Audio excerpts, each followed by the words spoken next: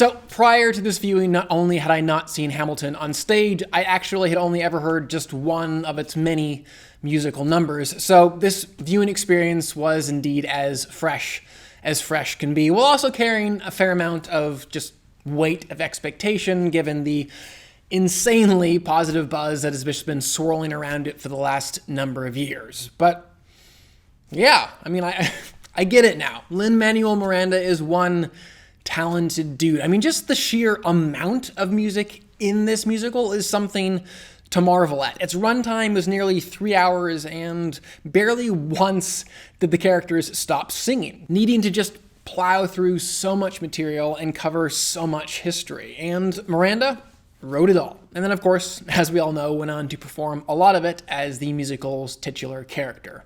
With that said, I suppose really anyone with enough time and a large enough stack of history textbooks really could write a decently comprehensive and decently historically accurate account of what happened to Alexander Hamilton from the mid-1700s all the way to the early 1800s. But really what makes this production so very special was the way in which Lin-Manuel Miranda chose to present that man's story, and most importantly, really bring to life his driving motivation and desires. The writer took something as fresh and alive and present and relatable as some modern-day musical styles like rap, hip-hop, spoken word, as well as a healthy dose of the Broadway show tune melodies that we know and love from other musicals, and infuse them into a subject matter and into a time period that, well, quite honestly, for a lot of us, feels old and stuffy and associated with that really boring high school U.S. history class, though, full disclosure, I personally have always loved my history classes, but nonetheless, Miranda's decision to handle that material like he did breathe into it this new life and urgency and relevance. I do feel compelled to warn you, though, especially in that first hour, that handling might feel just a little bit overwhelming. There is just so much information coming at you so quickly if you attempt to pick up and process and digest every single little detail as it's hitting you. You'll probably get a stomachache, feel overwhelmed, and just a little bit frustrated. So my suggestion is just let the music take you emotionally where it will, because if you stick with it and allow it to do so, I can almost guarantee that by the end, you'll walk away extremely satisfied. The reason being, I really do think this entire piece is this beautiful balancing act. On one hand, this massive historical and political exploration, which in and of itself was interesting and compelling. While on the other, it's this fascinating and emotionally gripping deep dive into Alexander Hamilton's life, where we really got to know him as a person and really understand what drove him and what he aspired to accomplish in his life. And I would dare to bet that one or both of those will be compelling to you, the viewer. Personally, though, even more than getting to know Hamilton as this important historical figure, I just loved getting to know him as a man. Such a compelling character, so flawed and broken and selfish and messed up, but also this genius and this really empathetic underdog and this relentless go-getter. He's the kind of individual and kind of character that makes a 2-hour and 40-minute stage production just a joy to sit through. And by the way, did I mention just how much I love really good stage shows, which Hamilton absolutely was?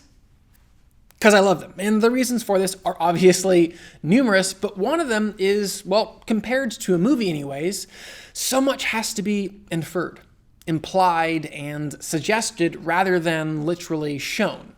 As such, really creative decisions are constantly being made on a writing and directing level that can bring so much rewarding uniqueness to the whole experience. Because things are forced to become that much more impressionistic and abstract, they can sometimes, anyways, become that much more evocative and captivating. Seeing, for example, how director Thomas Kail presented a flashback was just so awesome, and seeing a stage productions version of Bullet Time was just so powerful. In this day and age, where in film you really can do pretty much anything with the power and magic of computers, it's just so exciting getting to watch artists who are forced to think outside the box arrive at these very creative choices that are so unexpected and oftentimes so refreshing.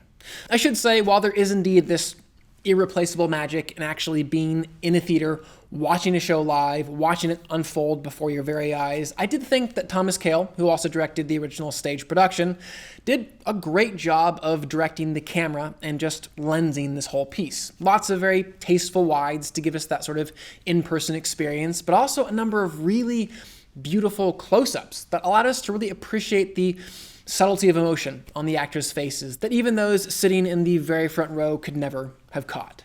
And while on the subject of actors, something else that is just wonderful to watch in a stage production.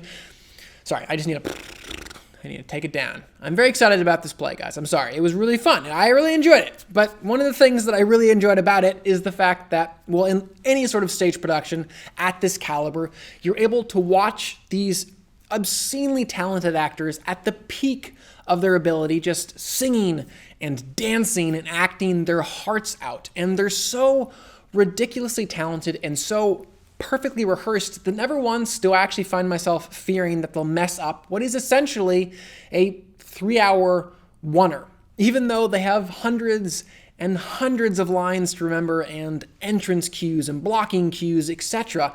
I can just rest in the assurance that these are professionals, perfectly in control of their craft, commanding every single moment that they're on stage. But then on top of that, I told you I was getting excited here, on top of that, there are these flourishes. They're so well rehearsed and they're so perfectly trained and practiced that they can add these little extra nuances that you know are just for you, that are one of a kind for that performance and for that audience alone. These twinkles in the eyes, these single tears, these drops of spittle, each of them only ever happening once right there in that moment, and we got to see it. That's the magic of stage productions. Okay, I'll just stop gushing there for a moment. Something else that I really didn't expect to see in this that was just a delight were all these amazing actors that I've now seen in other television shows and films just tearing it up on stage. Actors like Daveed Diggs from Blindspotting or Anthony Ramos from A Star is Born and the upcoming In the Heights. Cannot wait for that movie.